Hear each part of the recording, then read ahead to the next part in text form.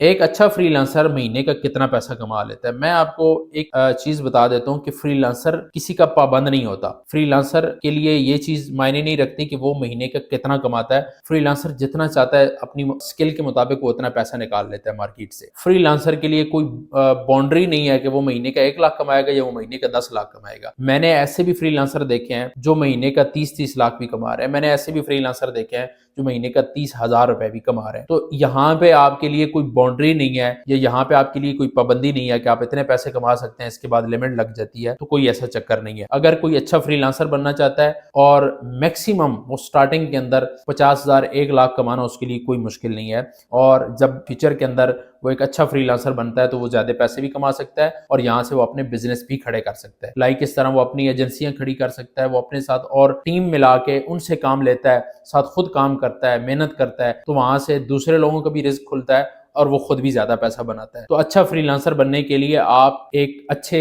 YouTube से या अच्छे बंदे से सीखें, तो आप अच्छे फ्रीलांसर बन के आप भी इसी तरह डॉलर्स के अंदर घर में बैठे हुए पैसा कमाएं।